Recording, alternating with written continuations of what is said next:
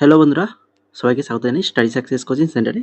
বন্ধুরা, তোমাদের জন্য আজকে আবারও আরেকটি খুবই গুরুত্বপূর্ণ টপিক নিয়ে চলে এসেছি তোমাদের এসএসসি এক্সামের জন্য। তোমরা যারা স্টাফ সিলেকশন কমিশন এক্সামের প্রিপারেশান নিচ্ছ, তোমাদের জন্য কিন্তু আমি রিসেন্ট এই কয়েকদিন ধরেই কিন্তু এক টপিক ধরে ধরে কিন্তু ক্লাসগুলো দিচ্ছি।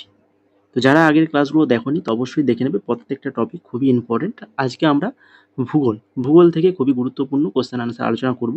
একদম রিসেন্ট যে 2025 এডুকেটিভ প্যাটার্ন যে ধরনের কোশ্চেনগুলো এসেছিলো, তো সেই ধরনের কোশ্চেন একদম বাছাই করে করে নিয়ে এসেছি। তো সবাই ক্লাসটা ফার্স্ট থেকে লাস্ট অব্দি অবশ্যই দেখো।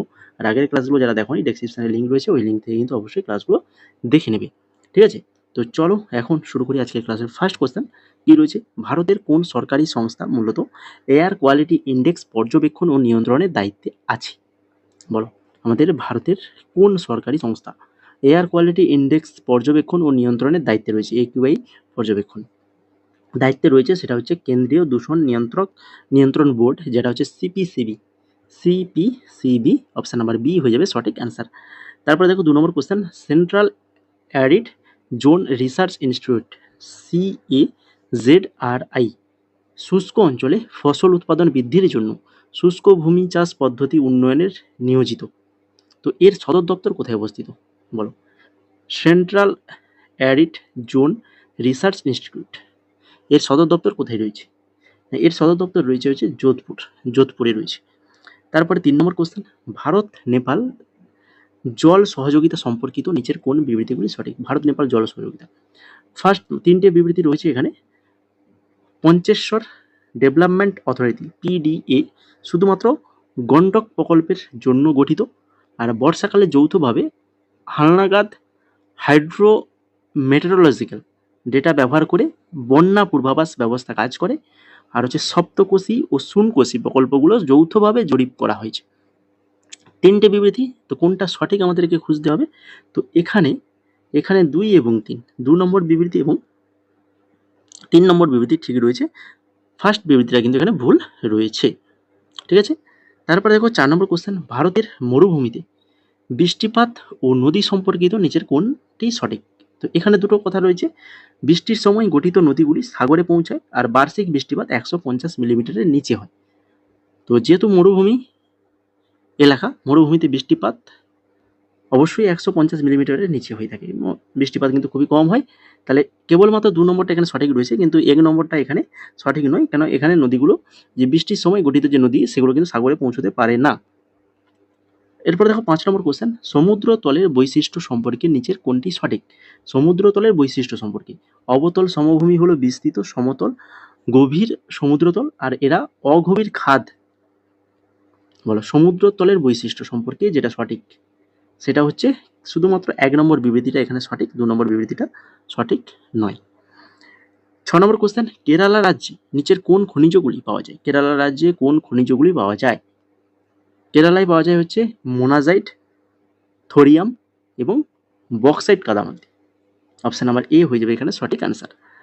নিচের কোনটি একটি অপুনর্নবীকরণযোগ্য সম্পদ? অপুনর্নবীকরণ, কয়লা, বায়ু শক্তি, জোয়ার শক্তি, সৌরশক্তি। দেখো, বায়ু শক্তি, জোয়ার শক্তি, সৌরশক্তি এগুলো কিন্তু পুনর্নবীকরণযোগ্য সম্পদ, কিন্তু কিন্তু কয়লা কিন্তু অপুনর্নবীকরণযোগ্য সম্পদ। নিচের কোন শক্তির উৎস স্বাভাবিকভাবে অল্প সময়ে পুনর্নবীকরণ করা যায় না? অল্প সময়ে পুনর্নবীকরণ করা যায় না, বায়ু, সূর্য, প্রাকৃতিক গ্যাস না জলবিদ্যুৎ? সঠিক অ্যান্সার অপশন নাম্বার সি, প্রাকৃতিক গ্যাস। অল্প সময়ে পুনর্নবীকরণ করা যায় না, বাকি বায়ু, সৌর, জলবিদ্যুৎ এগুলো করা যায়, প্রত্যেকটি পুনর্নবীকরণযোগ্য শক্তি। তারপর 9 নম্বর দেখো, ভারতের কোন অংশে করমণ্ডল উপকূল অবস্থিত? করমণ্ডল উপকূল এটা ভারতের কোন অংশে রয়েছে? এটা রয়েছে ভারতের পূর্ব উপকূল সমভূমিতে রয়েছে। 10 নম্বর কোশ্চেন, ভূমিকম্প সৃষ্টিকারী টেকটনিক প্লেটের গতিবিধিকে কি বলা হয়? ভূমিকম্প সৃষ্টিকারী টেকটনিক প্লেটের গতিবিধি কে বলা হয়? প্লেট টেকটন। অপশন নাম্বার বি সঠিক আনসার এখানে, প্লেট টেকটনিক্স।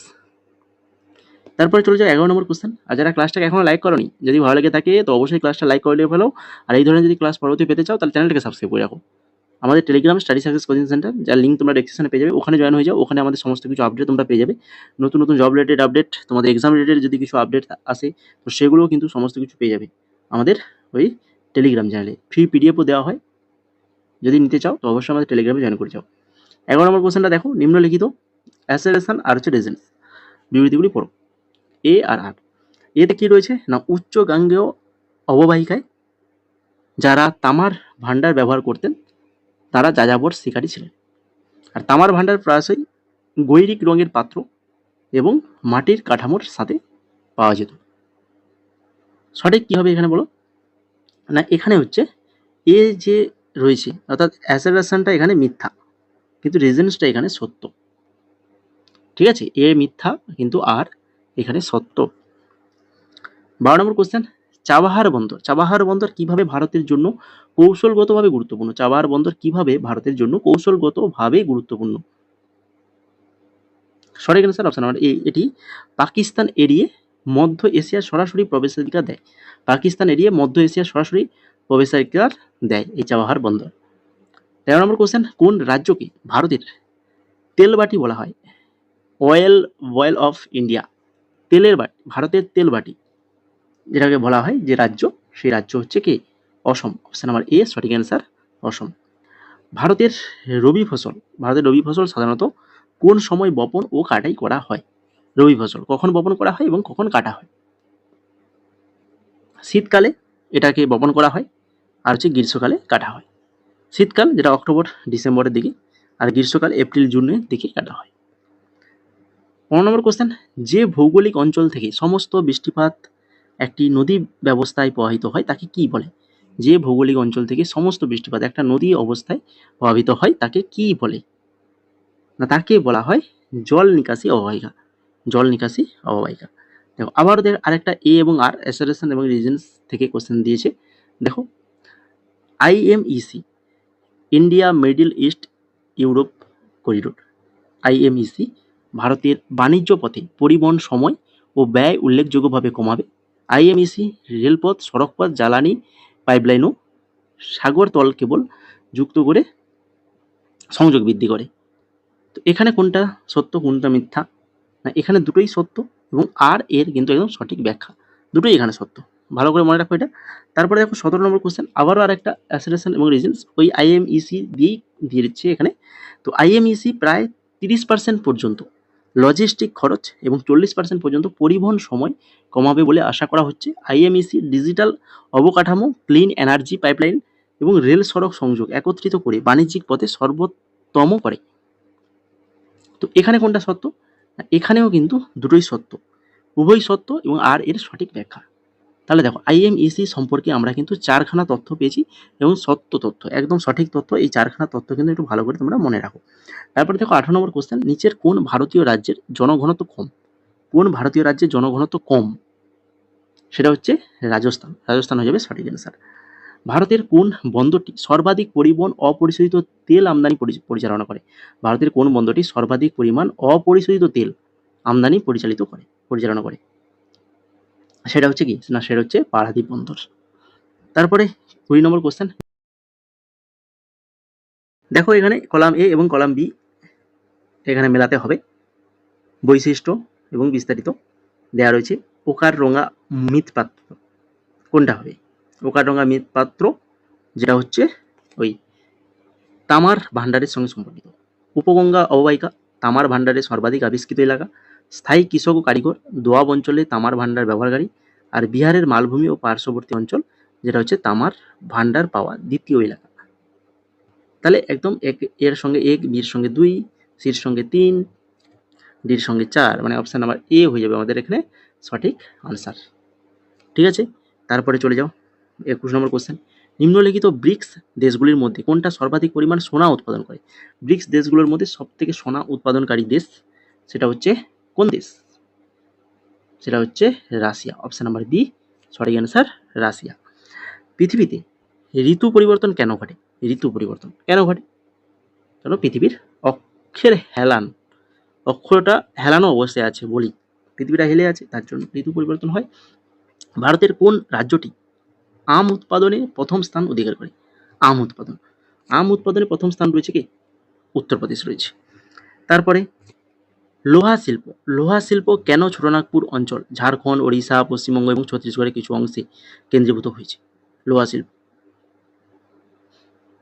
সঠিক অ্যান্সার অপশন নাম্বার বি, এই অঞ্চলে খনিজ, জলসম্পদ ও শ্রমিক সহজলভ্য।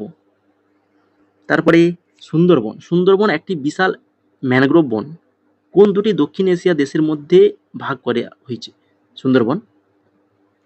সঠিক answer option number B, Bharat ও বাংলাদেশ।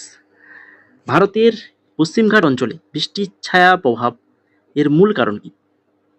বৃষ্টির ছায়া প্রভাব, ভারতের পশ্চিমঘাট অঞ্চলে বৃষ্টির ছায়া প্রভাবের মূল কারণ হচ্ছে পশ্চিমঘাট আরব সাগরের আর্দ্র বায়ু থামিয়ে দেয়। পশ্চিমঘাট কি করে? আরব সাগরের আর্দ্র বায়ুকে থামিয়ে দেয়। তারপরে দক্ষিণ এশিয়ায় মোট কয়টি দেশ রয়েছে?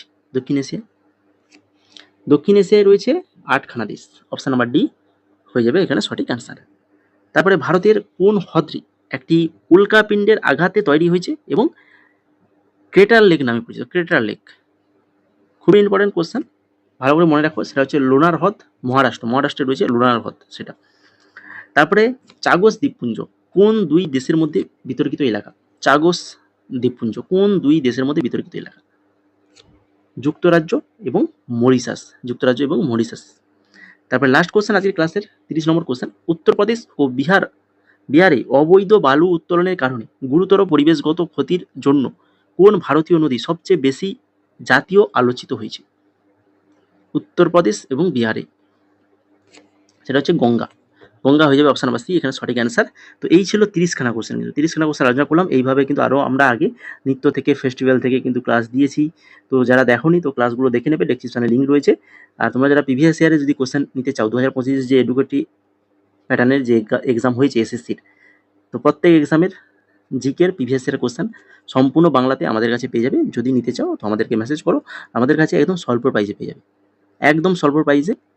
পেয়ে যাবে আমাদের কাছে। তো এমটিএসেরও পিডিএফ রয়েছে, এমটিএস জিকে এবং ইংলিশ দুটোই পিডিএফ রেডি হয়ে গেছে। যদি কেউ নিতে চাও মেসেজ করো, আর এখানে দেখে নাও কী পিডিএফ আমাদের কাছে রয়েছে এবং প্রাইসগুলোও দেখে নাও সাইডে। তো যেটা নিতে চাও, যদি তোমরা কেউ নিতে চাও তো অবশ্যই আমাদেরকে মেসেজ করো কোনটা নিতে চাও। ডেমো দেখতে চাইলে টেলিগ্রামে চলে যাও, ওখানে ডেমো পেয়ে যাবে। আমাদের কাছে এই যে হোয়াটসঅ্যাপ নাম্বার রয়েছে এই নাম্বারে আমাদের মেসেজ করে বলতে পারো, আমরা বলে দেবো কীভাবে তোমরা পেমেন্ট করবে। বা ডেমো যদি দেখতে চাও আমাদের মেসেজ করেও বলতে পারো, আমরাও ডেমোর লিঙ্ক তোমাদেরকে পাঠিয়ে দেবো।